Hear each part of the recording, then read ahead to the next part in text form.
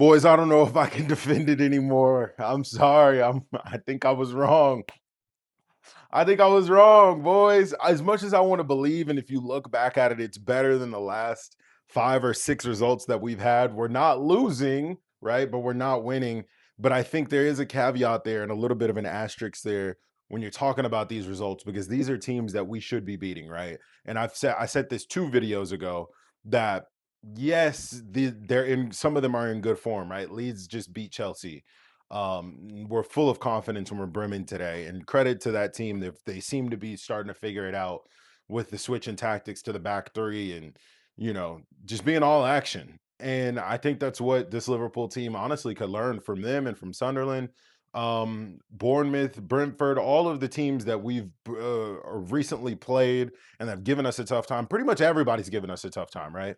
Pretty much every person, every team that we've played, it hasn't been an easy game all season. And that's actually really worrying if you really think about it. When I saw this picture online of the two Premier League top goal scorers are sitting on the bench, where we're struggling to really make any definitive impact going forward. And that's not good on Arne Slot's behalf, because it seems like Arne Slot doesn't know how to get the best out of two of the best attacking players in the world last season, and they're sitting on the bench. And then the issue is not that they're on the bench, right? Because I think that is one fold to it. But a lot of you guys, and myself included, were calling for Mohamed Salah to be sitting on the bench. And now that he is, the story is changing a little bit amongst the fan base of like, why isn't Mo playing? Because we asked for him to be benched, right? But I think what's more worrying is that when these guys do come onto the pitch, when Isak and Salah do come onto the pitch, they're not producing for him. I think that's more worrying than them being on the bench. I'd be more worried with them on the pitch and playing that the way that they've been playing for a majority of this season, Salah and Isak together, not being able to produce the output that they've done before. And I get styles, they make teams, and maybe they're not all the way compatible in the style of play. But I think when you're that good, you can play with anybody. I think it's more of a system thing. I think it's more of a tactics thing. And I think it's more of a mentality thing. These boys, they seem to not want to really play for Arne Slot.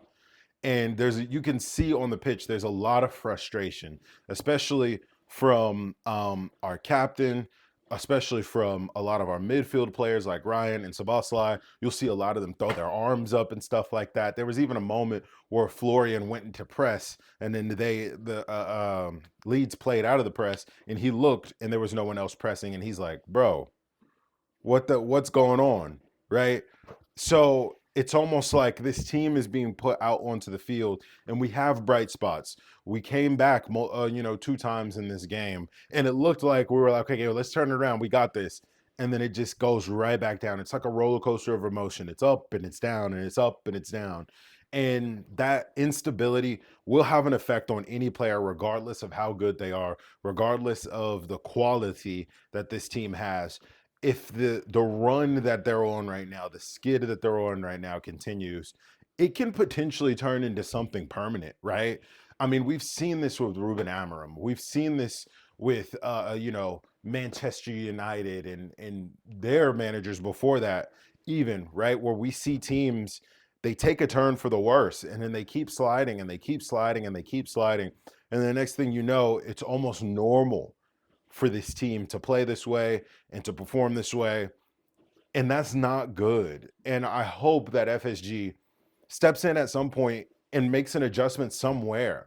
And I know Arne Slot has a lot of credit in the bank. He has money in the bank. He came in, he won the Premier League on his first try with his Liverpool team, and pretty much ran away with it, right?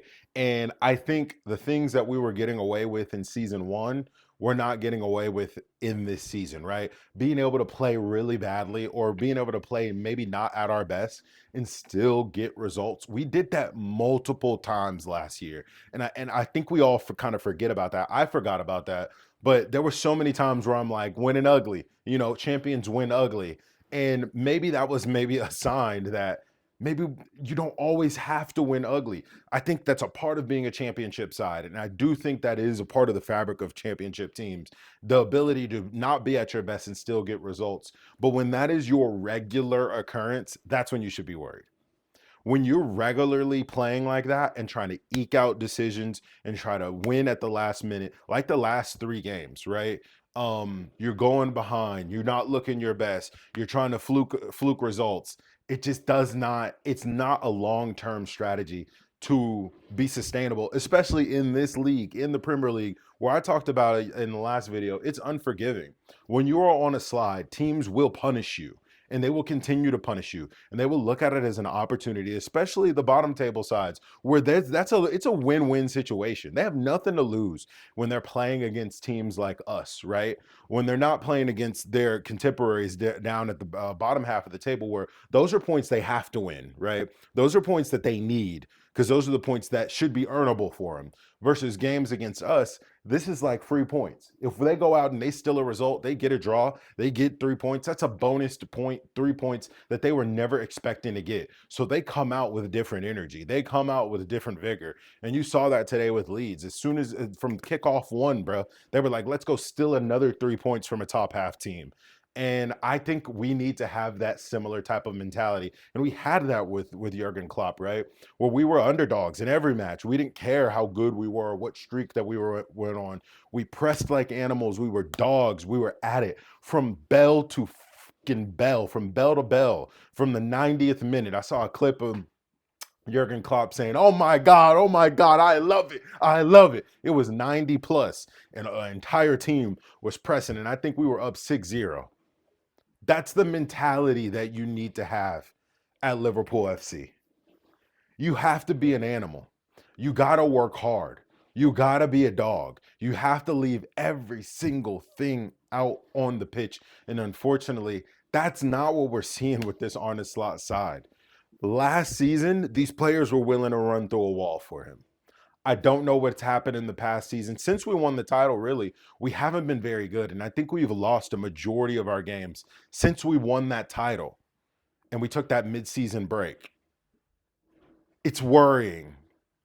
And it's starting to get me a little bit scared, because I'm hearing nothing from the media, from FSG, and whether they're happy with him or not happy with him. There's no clarity behind what's going to potentially happen.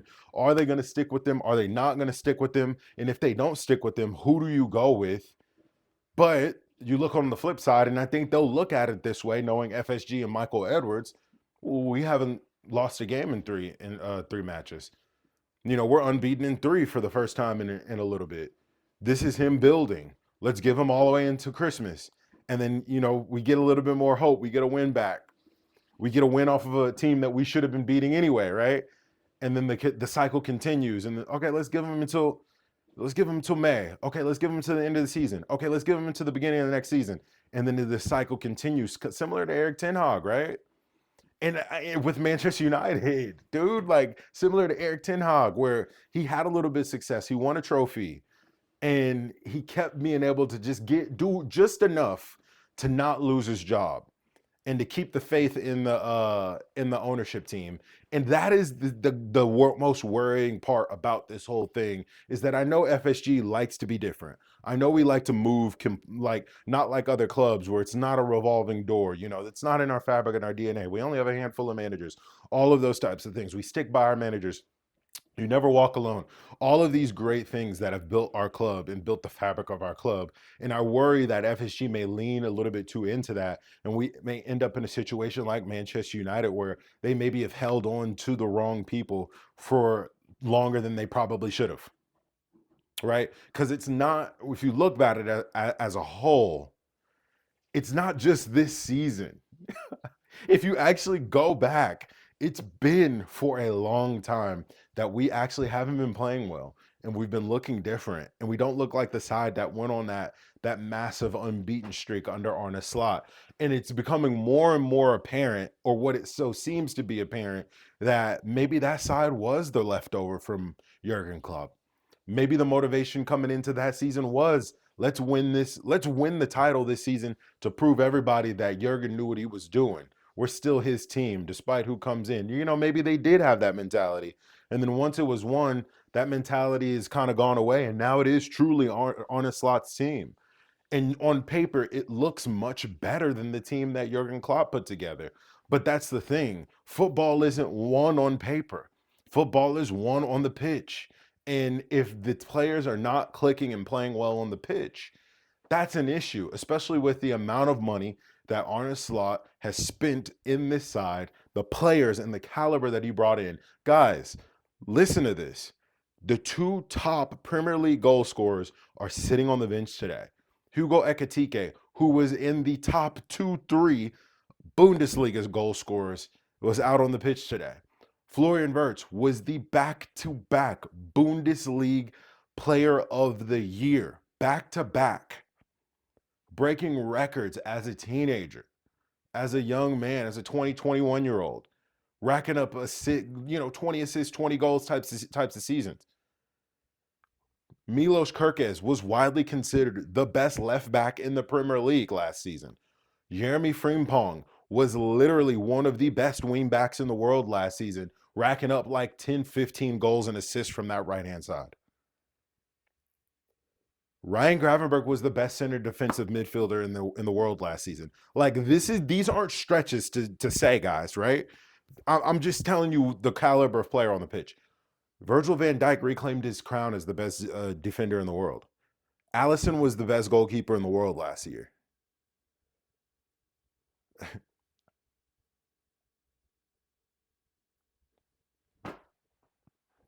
That's the caliber of player that's on the pitch.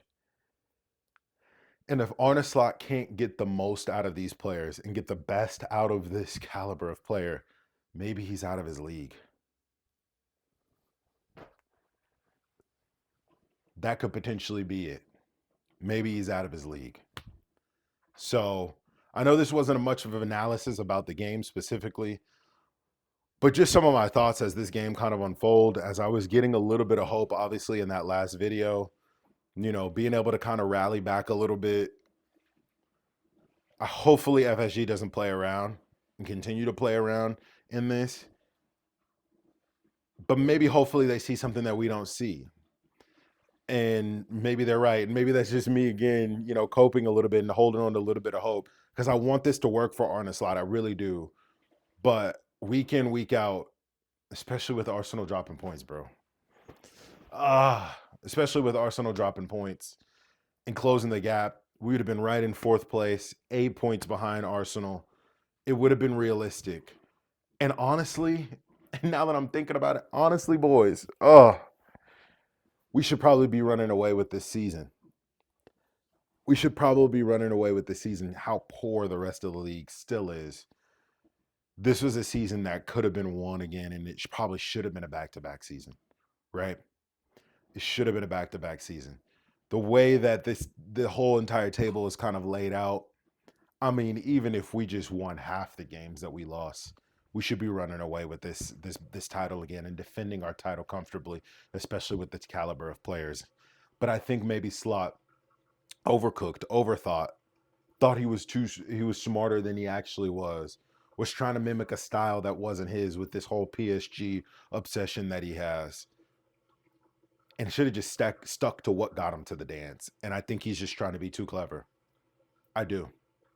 So let me know what you guys think down below. I appreciate all of you. Thanks for tuning into the channel. Subscribe to the channel if you feel so inclined, if that's your vibe. Come kick it, stick around. You guys are helping me through this moment where, you know, it hasn't been this way in a long time, of, you know, Liverpool not being great. So appreciate you guys. Let's stick together. This is what this club is about. We'll get through this. We'll bounce back. Liverpool's heritage, the fabric of the club is still very strong, and I believe that. And I think it starts with us, the fans, right? So we have to embody our slogan. You'll never walk alone, right? But I appreciate you guys. See you on the next one. Peace.